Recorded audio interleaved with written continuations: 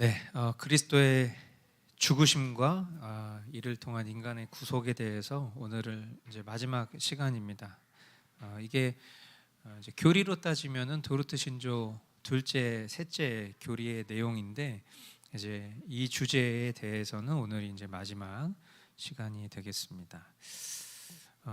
이제 오늘 다루게 되는 파랑은 여기에 기록이 되어 있는 바와 같이 그리스도의 죽으심의 효력에 대한 겁니다. 효력. 우리가 보통 효력, 효능, 효과 뭐 이런 거 할 때 이런 약을 먹으면 이런 효력이 있습니다. 이런 효능이 있습니다라고 했을 때 결국 그리스도의 죽으심의 효력이라는 것은 결국 그리스도께서 왜 죽으셨냐 이제 이거겠죠. 그랬을 때에 이 그리스도의 죽으심은 결국 하나님께서 구원을 이루실 때에 결정적이며 완벽한 능력이다라는 그 얘기를 이제 결론으로 하려고 하는 것인데 결국 말씀드린 것처럼 이 파랑의 답, 이 신조의 내용은 결국 그리스도께서 죽으신 이유가 뭐냐에 대한 답인 거죠. 그리스도의 죽으심은 어떤 목적을 위한 것이냐라는 그 대답이라고 할 수 있겠습니다. 그런데 어쨌든 이 주제와 신조가 나오게 된 이유가 있을 거잖아요. 그러니까 이런 그리스도의 어떤 죽으심의 효력을 굳이 우리가 이야기해야 됩니까? 이미 여러분들은 그리스도께서 왜 죽으셨는지 그리고 그 그리스도께서 죽으신 능력에 대해서 다 알고 계신단 말이에요. 그런데 굳이 이런 것들을 이야기해야만 하는 배경이 있었을 거란 말이죠. 그 배경이 뭘까를 보면 이제 아르미니우스주의자들, 이 학론파들을 이야기할 수밖에 없는데 이 학론파들이 구원의 획득과 또 구원의 적용에 있어서 그 주체를 하나님이 아닌 예수님이 아닌 사람에게 우선했기 때문에 그리스도께서 획득하신 구원의 의미와 능력에 대해서 아주 심각한 그런 오해가 있었기 때문인 거죠. 어떤 오해였죠?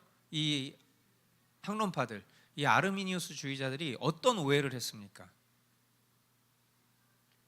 아르미니우스 주의자들이 어떤 구원론을 주장했죠? 저와 여러분들은 제한 속죄론을 믿는 거잖아요. 그죠? 그런데 아르미니우스 주의자들은 뭘 믿어요? 보편 구원론을 믿는다라고 얘기를 했습니다. 그러니까 그리스도께서 누구를 위해서 죽으셨다? 아르미니우스 주의자들이 주장하는 것은 모든 사람을 위해서 죽으셨다라는 주장을 했기 때문이죠. 그러니까 그들의 주장을 빌어서 생각을 해보면 하나님께서 당신의 아들을 보내신 것은 모든 사람들에게 구원이 가능하도록 하기 위해서였다라는 것을 그들이 주장을 했다는 거예요. 얼핏 들으면 이 얘기가 맞는 말 같지만 우리는 여기서 늘 정신 차려야 됩니다. 이 얘기는 무슨 얘기냐? 조금 전에 뭔가 좀 이제 여러분들이 약간 입신 상태에 빠질 법한 표현들이 있었잖아요. 구원의 획득, 구원의 적용, 그죠? 거기서 약간 그러셨죠? 구원의 획득, 뭡니까? 구원을 누가 획득했냐? 그리스도께서 구원을 획득하신 거죠. 그죠?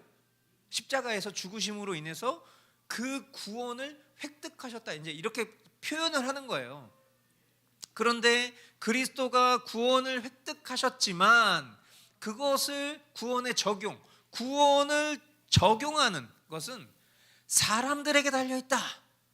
어떤 식으로?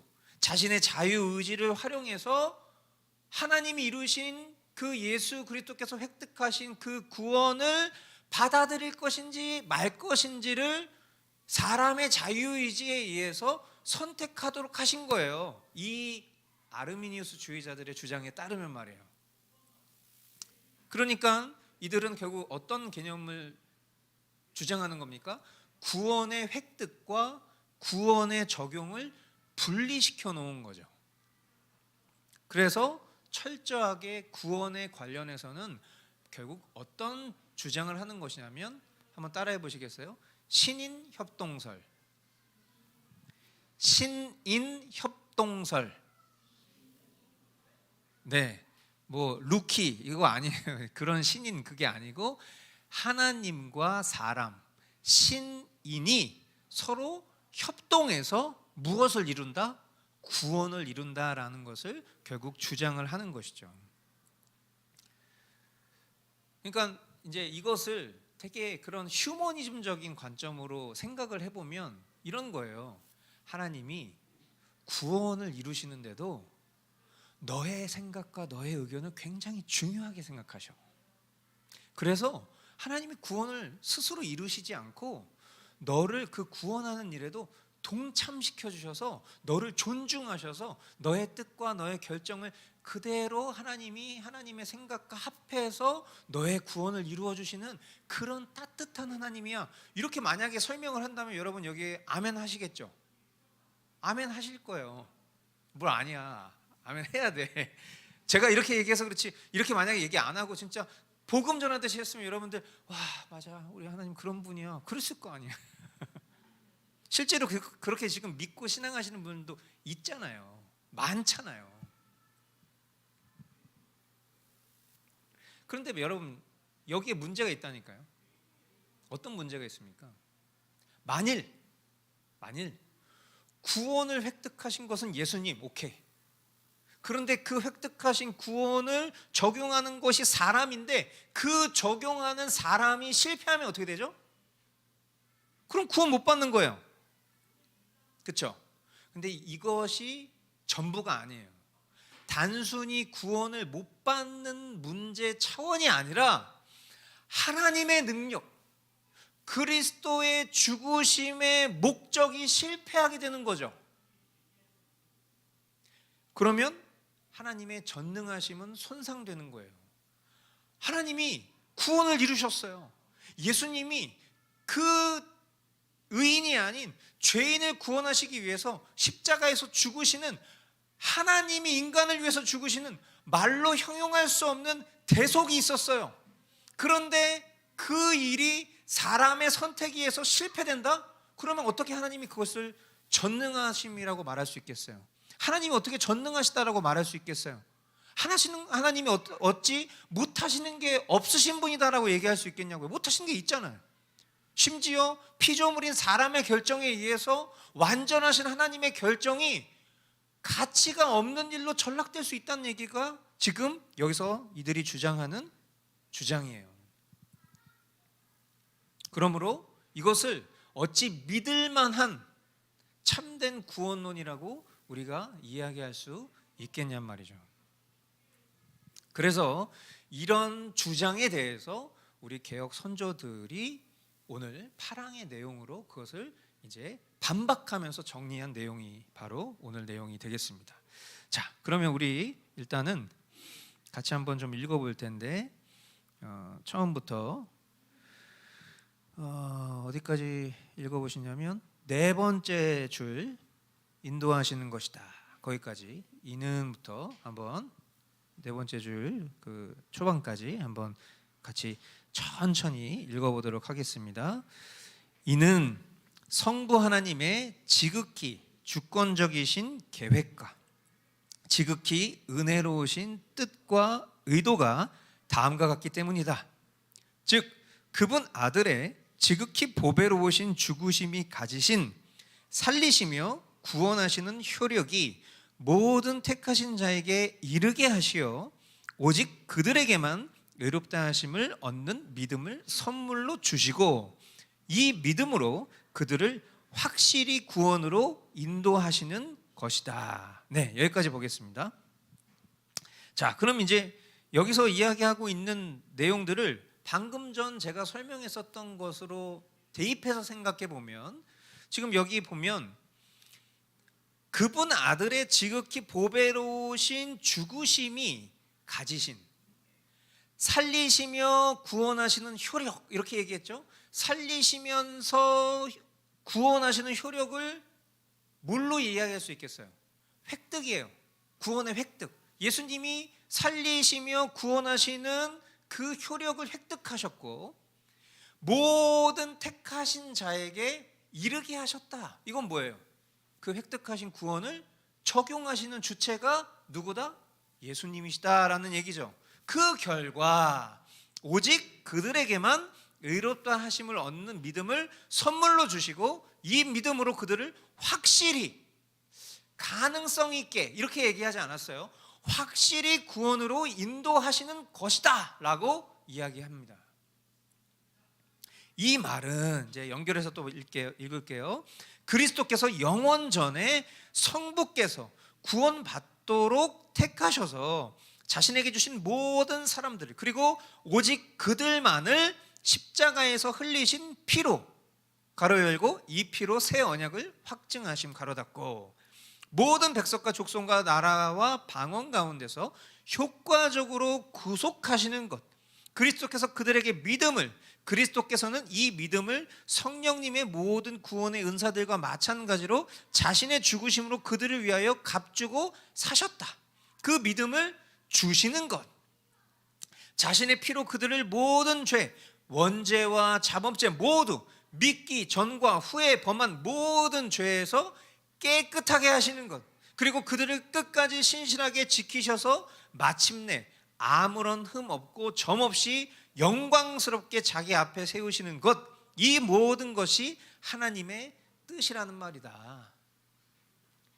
여러분들이 이것을 읽으시면서 단번에 이해가 되셨다면 참 다행이지만 조금 복잡하죠. 왜냐하면 계속해서 안에 포괄되어 있는 내용들을 괄호 안에 또 담아서 그것을 연결해서 다시 처음으로 돌아가서 뒤에 문장과 연결을 해야 되니까 뭔가 좀 되게 복잡하게 설명을 해놨는데, 이것은 로마서 8장 29절 30절 말씀과 마태복음 1장 21절 말씀에 대한 부연 설명이라고 생각하시면 돼요. 그러니까 여러분들이 로마서 8장 말씀과 마태복음 1장 말씀을 이해하시면 방금 전에 읽었던 이 조금 복잡한 이 명제는 단번에 이해가 되시는 것입니다. 자, 로마서 8장 29절로 30절 여러분들이 읽으시면서 지금 우리가 여기서 이야기하고자 하는 그 주제를 여러분들이 밑줄을 한번 쳐보시면 되겠어요. 자, 제가 읽겠습니다. 하나님께서는 미리 아신 사람들을 택하셔서 자기 아들의 형상과 같은 모습이 되도록 미리 정하셨으니 이것은 그 아들이 많은 형제 가운데서 맏아들이 되게 하시려는 것입니다. 그리하여 하나님께서는 이미 정하신 사람들을 부르시고, 또한 부르신 사람들을 의롭게 하시고, 의롭게 하신 사람들을 또한 영화롭게 하셨습니다. 아멘. 자, 여러분들 어디에 밑줄을 한번 쳐보셨어요? 어디에 밑줄을 치셔야 될까요? 모든 구절에 다 밑줄을 쳐야 될 하나님의 말씀이지만 지금 우리가 다루고 있는 이 주제에 해당하는 본질이 되는 말씀은 바로 미리 아신 사람들을 택하셔서 미리 정하셨으니 이미 정하신 사람들을 부르시고, 부르신 사람들을 의롭게 하시고, 의롭게 하신 사람들을 또한 영화롭게 하셨습니다. 이 부분에 여러분들이 밑줄을 치셨어야 됩니다. 이 말씀을 보면 단순해요. 뭐냐면 하나님께서 항상 정해진 수에 따라서 그 수가 변하지 않도록 역사하신다는 것을 알 수 있어요. 그러니까 하나님이 정하신 사람의 수가 있다. 몇 명이에요? 우린 모르죠. 그러니까 이것을 어떤 숫자라고 표현했을 때 이것이 잘못된 해석을 불러일으킬 수 있는 위험성이 있지만, 그러나 우리의 이해를 돕기 위해서 가장 확실한 것은 하나님은 정하신 사람들이 있다. 정확하게는 그 정해진 사람들은 정해져 있는 거니까 숫자가 있는 거예요. 몇 명인지 알 수는 없지만 그것을 이 본문에서는 미리 아신 사람들, 또는 미리 정하신 사람들, 이미 정하신 사람들, 의롭다 하신 자들, 영화롭게 하신 자들로 표현하고 있는 거죠. 그런데 그들은 모두 동일한 사람들이에요. 그리고 그 숫자에는 변함이 없는 것입니다. 자, 그런데 이제 마태복음 1장 21절에서는 이들을 한 그룹으로 또 표현을 하고 있어요. 바로 그리스도께서 죽으시기 위해 오신 자기 백성이라는 표현인데요. 마태복음 1장 21절 우리 같이 한 목소리로 한번 읽어보겠습니다. 시작.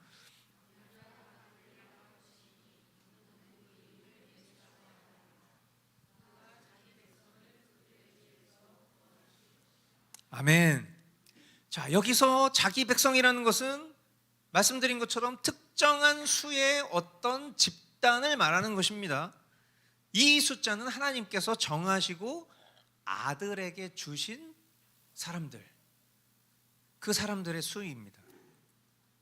그리스도께서는 하나님 아버지께서 그 아들에게 주신 사람들을 위해서 죽으신 것이고, 그리고 그들의 구원을 획득하신 것입니다. 그리고 그 획득을 그 사람들에게 적용하시는 일을 성령님이 하심으로 인해서 이 사람들은 반드시 구원을 받는 거예요. 실패함이 없습니다. 신약에는요, 하나님의 백성들, 그리스도께서 위하여 죽으신 자기 백성들을 달리 말하는 여러 가지 표현들이 등장해요. 예를 들면 로마서, 또 골로새서, 디모데후서, 디도서에 등장하는 택함 받은 자들, 이런 표현. 또 로마서 3장과 8장, 고린도전서 6장과 디도서 3장에 나오는 의롭게 하신 자들. 그러니까 여러분, 이런 사소한 표현 안에도 굉장한 의미가 있다는 것을 느끼셔야 돼요. 의롭게 하신 자들, 원래는 어떤 존재였어요? 죄인을 부르러 오셨잖아요. 죄인을 부르러 오셔서 의롭게 하신 자들을 이제 하나님께서 구원하시기로 결정하신 사람들로 표현하고 있다는 거죠. 또 요한복음과 베드로전서에 나오는 하나님의 양무리, 양떼, 이런 표현. 그리고 사도행전 20장에 나오는 하나님이 자기 피로 사신 교회, 이런 표현들. 뭐 굉장히 많은 여러 가지 표현들이 있지만 결국 이 표현들이 바로 하나님께서 구원하시기로 결정한 사람들에 대한 묘사들이죠. 그렇기 때문에 예수님께서 세상에 오셨을 때, 그래서 자기를 십자가에 들이셨을 때, 예수님은 정확하게 자신이 누구를 위해 죽으시는지 분명히 알고 있었다, 몰랐다? 알았다. 그러니까 예수님이 그냥 죽으시고, 아유, 예수님이 날 위해서 죽으셨어, 그걸 내가 믿어, 이렇게 해서 구원을 받는 게 아닙니다. 예수님이 십자가에서 죽으실 때는 이미 예수님이 누구를 위해서 죽으시는지 예수님이 알고 죽으신 거예요. 그냥 너무 좀 적절치 못한 표현일 수 있습니다. 그냥 인간적인 저급한 표현이라는 걸 여러분들 양해해 주세요. 그냥 우르르 총을 쏴. 갑자기 이런 얘기하면 좋은데, 우리 하준이가 요즘에 가끔 이렇게 총 쏘는 거 좋아하는데, 그냥 이렇게 쏘면은 사람이 맞아요, 안 맞아요? 맞을 수도 있고 안 맞을 수도 있죠. 그런데 정확하게 조준을 해서 탕 쏩니다. 그럼 어떻게 돼요? 정확하게 그 사람이 맞겠죠. 예수님이 십자가에서 죽으셨을 때, 에휴, 믿을 사람은 믿고 믿지 못할 사람은 믿지 마라, 이렇게 죽으신 게 아니라, 예수님이 십자가에서 죽으시고 다 이루었다 라고 얘기하신 것은 정확하게 하나님이 정하신 그 아들에게 보내신 그 영혼들을 위해서 죽으심을 완수하셨기 때문에 다 이루셨다고 얘기하시는 거예요. 그래서 예수 그리스도는 영원전에 자기 백성들을 받으셨고, 그리고 그들을 구속하셨다. 이 모든 것은 하나님의 완전하신 계획이었고, 그리스도는 그 계획을 온전히 성취하셨다. 이것을 우리가 삼위 하나님의 거룩하신 속성으로 믿는 것이고요, 이 구원이 실패되지 않도록 주권적으로 하나님의 그 구원을 이루어 가시는 역할은 누가 하시는 거다? 성령님이 하시는 거다. 성부, 성자, 성령, 삼위일체 하나님의 거룩하신 속성과 그 사역을 우리가 자연스럽게 알게 되는 거예요. 하나님은 결코 그리스도의 피로 구원하신 사람들을 방치하시거나, 또는 그들 스스로 구원을 획득하라고 구원에 대한 책임을 니네들이 알아서 해, 미루지 않으십니다. 그들은 택함 받았지만 스스로에게 구원을 적용시킬 만한 능력이 있어요, 없어요? 없어요. 구원을 획득하신 그 예수 그리스도의 구원의 능력을 적용할 수 있는 능력이 구원받은 사람에게 없습니다.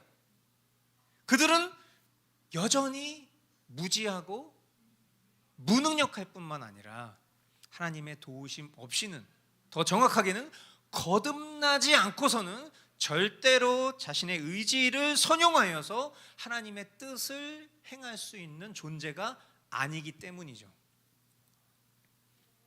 하나님께서 그리스도를 통해서 성령 안에서 그 믿음을 선물로 주시지 않으면 그들은 결코 그리스도에게로 나오지 않을 뿐더러 또 하나님을 의지하려 하거나 신뢰할 수 없다. 이런 것들은 하나님께서 그들에게 믿음을 주셔야지만 가능한 것이죠. 그러므로 구원의 획득과 구원의 적용은 모두 다 하나님께 있다.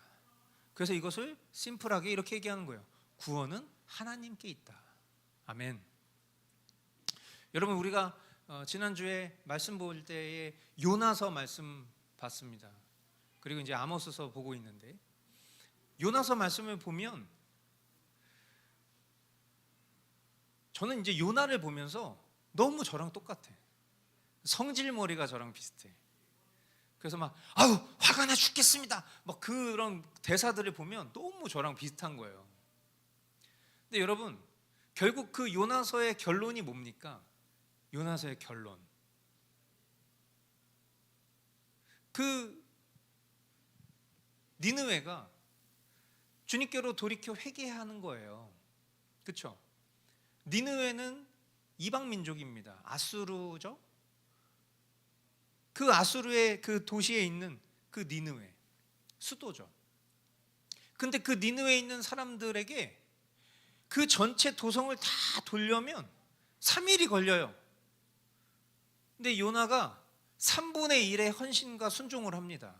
그죠? 그냥 나는 이 자식들, 마치 우리나라로 따지면 그냥 역사적으로 보면 북한, 일본, 중국 같은 그런 나라들에게 내가 복음을 전해야 되는 거예요. 그러니까 내가 지금 평양에 가서, 내가 지금 도쿄에 가서, 내가 지금 북경에 가서 내가 예수를 믿어라 막 이렇게 얘기해야 되는 그런 심정인 거예요. 근데 거기 3일을 다 돌아면서 복음을 전해야 될 만한 그런 지리적인 상황인데도 불구하고 그냥 하루 정도 돌아다니면서 복음을 전합니다. 그리고 이제 식들 얼마나 잘하나 보자고서 진치고 앉아가지고 구경하고 있는데 막 갑자기 햇빛 이렇게 그 박농쿨이 이렇게 있으면 막 너무 좋아. 그러니까 실제로 여러분 생각해 보라고요. 만약에 내가 진짜로 그렇게 심각하고 진지한 태도의 삶의 어떤 부분에 집중하고 있는데 그런 사소한 거에 내가 거기서 막 한눈 팔면서 너무 좋다 막 이러고 있을 정신 상태가 이미 틀려먹은 거야. 근데 그렇게 어떻게 보면 전달하는 자가 사소하게 복음을 전했음에도 불구하고 지위 고하를 막론하고 왕으로부터 모든 천민에 이르기까지 모든 사람들이 다 회개합니다. 자, 그러면 보자고요. 회개의 능력이 어디로부터 출발했습니까? 요나는 처음부터 그쪽으로 가고 싶지 않았어요. 그래서 도망치려고 스페인으로 도망가려고 그랬어요. 근데 결국에는 그 요나를 이끌어서 어디로 보내십니까? 큰 물고기 뱃속으로 보내세요. 내시경 막 이렇게 하면 그 속 보이잖아요. 그런 곳으로 보내신 거예요. 얼마나 무서워. 거기 3분만 있어도 무서울 텐데 3일 동안 너무 무서워. 근데 거기 무서운 데 보내니까 인간이 어떻게 돼요? 정신 똑바로 차리죠. 그러니까 막 거기서 아름다운 회개의 서원도 하고 하나님 앞에 어떤 찬양을 할지도 막 약속을 해요. 그러니까 물고기 바깥으로 팍 나와 버렸습니다. 그러니까 이제 그 받은 은혜의 그 어떤 여지가 좀 남아 있을 때니까 어쨌든 복음을 전하려고 이제 했는데 하루 지나니까 정신 차리는 거지. 이제 원래 본성으로 이 자식들이 괘씸한 놈들한테 내가 지금 복음 전해.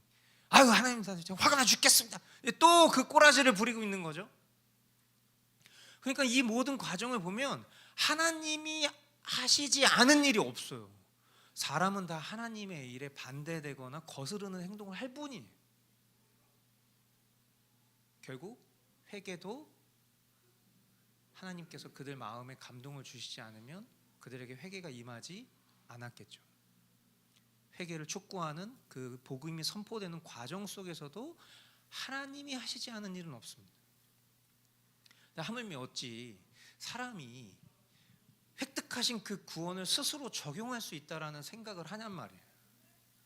그러니까 이것을 저는 아주 지독한 인간의 어떤 자아숭배적 사상이 깃들여진 신학으로밖에 볼 수가 없어요. 물론 제가 생각하고 주장하는 또 저와 같은 입장을 취하는 분들과 다른 편에 계신 분들은 또 이 구조를 이해하기 힘들 수도 있어요. 왜 하나님을 자꾸 그렇게만 봐? 왜 사람을 자꾸 그렇게만 봐? 이렇게 생각하실 수 있다고 생각해요. 그러나 인간이 이렇고 하나님이 이렇다라는 증거는 보다 더 차고 넘친다고 생각해요. 그러니까 겉으로 보잖아요. 겉으로 보면 아르미니우스 주의자들의 구원론이 사랑이 더 넓어 보이고 개혁신앙은 편협해 보이죠.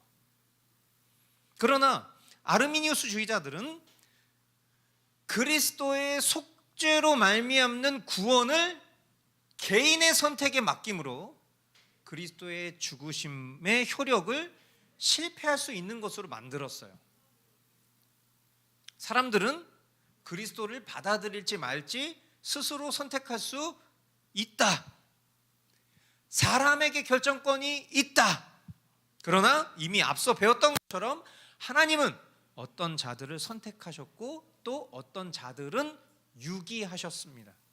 결정권이 사람에게 처음부터 있지 않았습니다. 철저히 하나님께 있습니다.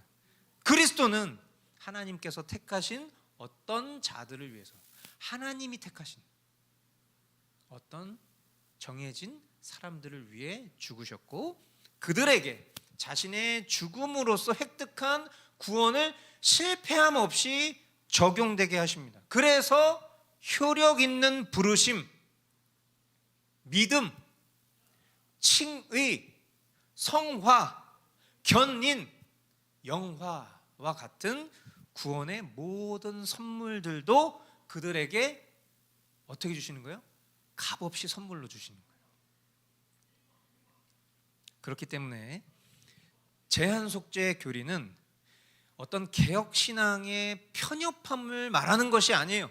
오히려 하나님께서 택하신 자들을 반드시 구원하시며 그 구원에 있어서 실패는 없다라는 것을 보여주는 것입니다. 이 점을 여러분들이 분명히 이런 기회를 통해서 숙지하시고 또 깨달으실 수 있게 되기를 바랍니다. 자, 이제 구항으로 넘어가겠습니다. 구항은 이렇게 시작하고 있어요. 택하신 자를 향한 영원한 사랑에서 나오는 이 계획은 창세로부터 지금까지 힘있게 이루어졌고 또한 앞으로도 계속해서 이루어질 것이다. 자, 여기까지. 계획을 세우는 거. 우리 이사경제 별명이 플랜맨이에요. 어렸을 때부터 친구들 사이에서 또 가족들 사이에서 별명이 플랜맨입니다. 그래서 이 친구는요 계획을 잘 세웁니다. 그래서 앞으로 본인이 어떤 스텝을 밟아갈지에 대해서 철저하게 계획을 잘 세우는데 옛날에는 그 계획의 주체가 본인 자신이었는데 지금은 거듭난 심령으로 하나님 앞에 그 계획을 의탁하며 나아가는 그런 아름다운 신앙인으로 성장했죠. 여러분, 계획을 세우는 거 그리고 그것을 실행으로 옮기는 것이 같은 겁니까? 다르죠. 계획은 누구나 세울 수 있어요. 누구나 그럴싸한 계획은 다 세울 수 있어요. 그러나 그것을 실행으로 옮기는 것은 별개의 문제입니다. 저와 여러분들 역시도 계획을 세울 수 있어요. 그러나 그 계획을 실행할 수 있는 능력은 우리에게 있을 수도 있고 없을 수도 있습니까? 아니에요. 우리에게 그 계획을 실행할 수 있는 능력은 없습니다. 성경이 뭐라고 얘기하냐? 잠언 16장 9절 사람이 마음으로 자기의 길을 계획할지라도 그의 걸음을 인도하시는 이는 누구시다? 여호와이시니라. 아멘. 이 잠언 말씀에 보면 그 걸음을 인도하시는 분은 하나님이세요. 내가 할 수도 있고 하나님이 할 수도 있는 게 아니에요. 사람 누구나 계획을 했죠. 그러나 그 계획을 성취하시는 분은 하나님이십니다. 그러므로 하나님의 계획이라는 것은 인간의 어떤 조건, 인간의 어떤 이유, 또는 인간의 어떤 상황이나 환경 때문에 하나님의 계획이 변경되거나 취소되지 않습니다. 그것을 설명하는 가장 확실한 성경 말씀이 바로 우리가 잘 아는 로마서 8장 31절로 39절 말씀이에요. 자, 로마서 8장 31절로 39절 우리 한번 처음부터 쭉 읽어볼 텐데, 우리 형제들이 한 절, 자매들이 한 절 교독으로 말씀 보고 마지막 39절은 힘있게 우리 한 목소리로 읽겠습니다. 우리 형제님들부터 시작. 그렇다면 이런 일을 두고 우리가 무엇이라고 말할 수 있겠습니까? 하나님이 우리 편이시면 누가 우리를 대적하겠습니까?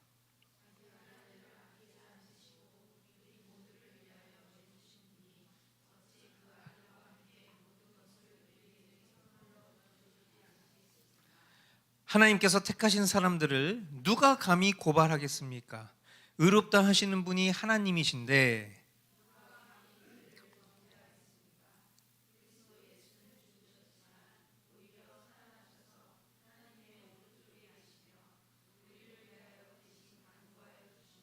누가 우리를 그리스도의 사랑에서 끊을 수 있겠습니까? 환난입니까? 곤고입니까? 박해입니까? 굶주림입니까? 헐벗음입니까? 위협입니까? 또는 칼입니까?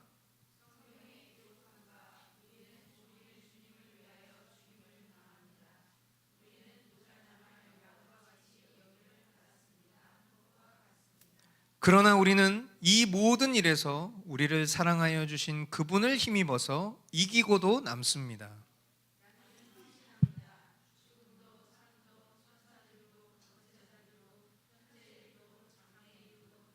함께 높음도 깊음도 그 밖에 어떤 피조물도 우리를 우리 주 예수 그리스도 안에 있는 하나님의 사랑에서 끊을 수 없습니다. 아멘. 아멘. 분명히 교회는, 분명히 성도는 이 세상에서 핍박을 받을 것입니다. 그리고 그들로부터 미움도 받을 거예요. 그리고 성도들은요, 여러 가지 멸시와 불이익을 앞으로 가면 갈수록 더 많이 받는 세상 가운데 살아가게 될 것입니다. 그러나 교회는 본질적으로 하나님의 것이에요. 하나님의 교회죠. 그렇기 때문에 이런 도전들 때문에 망하거나 패하거나 하나님의 백성으로부터 이탈되거나 구원이 취소될 수는 없습니다. 왜? 그 모든 것을 보존하고 지키시고 이끌어 가시는 분이 하나님이시기 때문이에요. 이에 대해서 벨직 신앙고백서 27항은 이렇게 고백합니다. 우리는 하나인 보편적인 교회를 믿고 고백한다. 교회는 예수 그리스도의 피로 죄의 용서함을 받고 성령으로 성화되고 인쳐졌으며 그리스도 안에서 완전한 구원을 기다리는 참된 기독교 성도들로 이루어진 거룩한 회중이다. 이 교회는 세상의 시작으로부터 존재하여 그리스도께서 영원한 왕이신 것처럼 그의 백성인 교회도 영원히 존재하는 사실에서 보듯이 끝까지 지속될 것이다. 그리고 하나님께서 온 세상의 박해로부터 비록 한때 교회가 매우 작아 보이고 사람의 눈에 사라질 것 같이 보여도 이 거룩한 교회를 보존하신다. 이것에 대해서 오늘 도르트 신조 9항이 이어서 뭐라고 고백합니까? 음부의 권세는 그것에 헛되이 대항할 뿐이다. 그리하여 택하심을 받은 자들은 때가 되면 모여 하나가 되고 믿는 자들로 이루어지고 그리스도의 피의 터 위에 세워진 교회는 늘 있을 것이다. 이 교회는 신랑으로서 신부를 위하여 십자가 위에서 자기 목숨을 버리신 그들의 구원자 그리스도를 늘 견고히 사랑하고 신실하게 섬기며 여기서 그리고 영원하도록 즐거이 찬송할 것이다. 하나님께서 영원 전에 계획하신 그 구원, 예수 그리스도의 십자가를 통해서 이루신 그 구원을 보존하시기 위해서 그 과정 중에 두신 완전한 조치는 바로 그리스도가 머리 대신 교회입니다. 교회로 하나님이 택하신 자들을 부르시는 거예요. 그러니까 여러분, 교회를 다닌다고 해서 모두가 구원받는 참 신자다 말할 수는 없어요. 그러나 참된 신자라면 반드시 교회로 모입니다. 그러니까 나 혼자 신앙생활하거나 무교회주의적으로 또는 가난한 성도처럼 몸된 교회 안에 속해 있지 않은 성도를 구원받은 사람이라고 확언할 수 없는 이유가 여기 있는 거예요.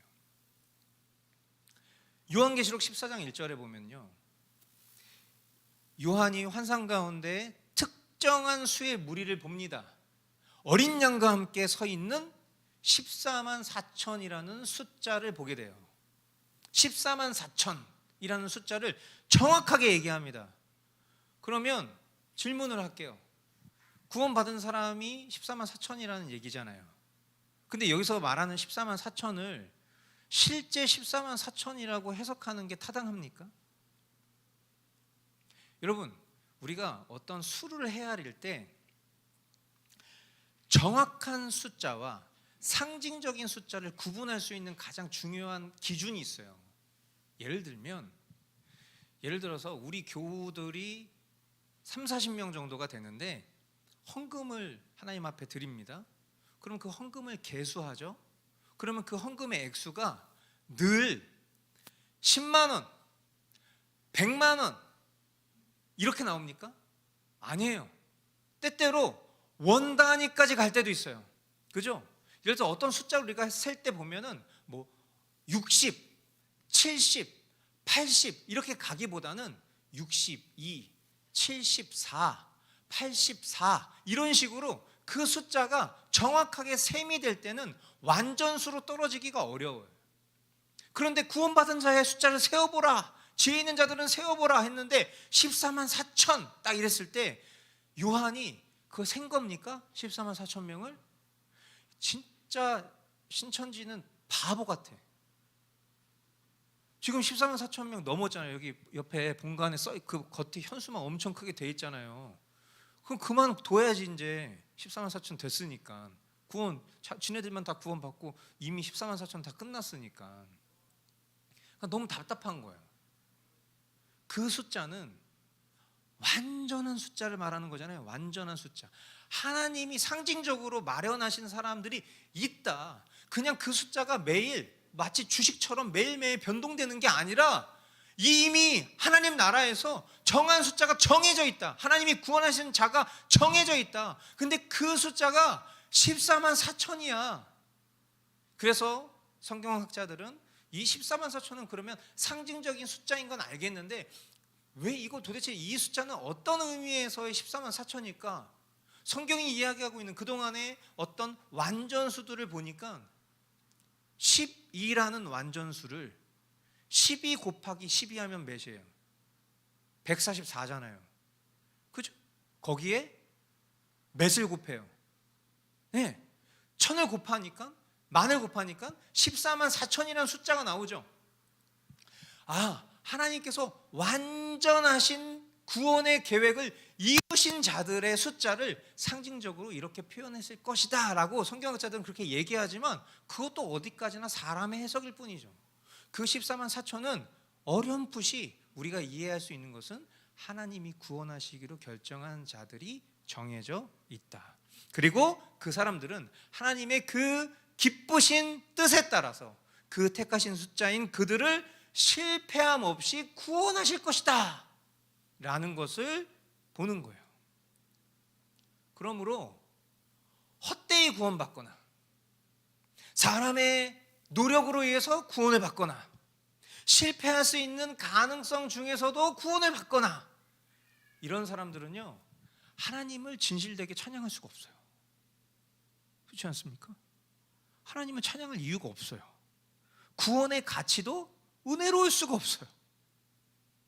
하지만 하나님께서 창세 전부터 택하신 자들을 그리스도를 통해서 이루신 그 구원은 절대로 실패가 있을 수 없고요, 헛될 수도 없고요, 그리고 그것은 사람이 이룬 것이 아니기 때문에 이 구원을 선물로 받은 사람은 하나님을 찬양할 수 있어요. 그러니까 여러분, 구원의 증표를 만약 내 삶으로 돌이켜 한번 스스로를 돌아봤을 때 찬양의 이유 또한 내가 찬양하고 싶어 하는지로 우리의 구원을 엿볼 수도 있어요. 그러니까 만약 정말 내가 내 삶 가운데 가요나 팝을 듣고 부르는 것은 즐거워하는데 내가 하나님 찬양하는 것은 그냥 그저 그래, 내가 하나님을 찬양하는데 내가 이 하나님을 어떻게 찬양하는지. 여러분, 우리가 예배 순서 가운데에도 우리가 이 바뀐 예배의 흐름을 보면 율법의 선언이 있습니다. 그 율법을 통해서 이 예배로 초청하신 분이 누구이신지 하나님이시고, 그런데 그 하나님 앞에 우리가 율법에 비추어 봤을 때 어떤 비참한 죄인인지를 깨닫고 그 죄인된, 그러나 그 죄로부터 나를 구원하신 분이 어떤 분이신지에 대해서 참의 기도와 또한 죄사함의 선언을 통해서 결국 우리는 무엇을 합니까? 우리를 용서하시고 구원하신 그 하나님을 경배합시다 하면서 찬양을 하는 거예요. 찬양의 내용들은 어떻습니까? 철저히 수직적인 가사들로 이루어져 있어요. 우리가 부르는, 이전에 예배했을 때는 여러 가지 많은 찬양들을 불렀지만 적어도 우리가 앞부분의 경배와 찬양 시간에는 철저하게 우리를 구원하신 삼위일체 하나님을 높여 송축하는 찬양들로 구성되어 있어요. 그 찬양을 부르면서 나의 어떠함이 아니라 하나님께로 있는 그 이유로 날 구원하신 그 하나님을 높여드리는 거예요. 우리가 그리스도의 피값으로 사신받은 존재라는 것을 생각해 볼 때 우리에게 있어서 복음이 참된 복음이 될 수 있는 이유는 이 복음은 실패가 없기 때문입니다. 이 구원은 실패가 없기 때문입니다. 그러므로 오늘 이 내용들, 그리스도의 죽으심과 이를 통한 인간의 구속에 대한 여러 이야기들을 우리가 함께 나누었지만 결론적으로 우리가 깨달아야 될 것은 이 제목이 이야기하고 있는 바 그대로입니다.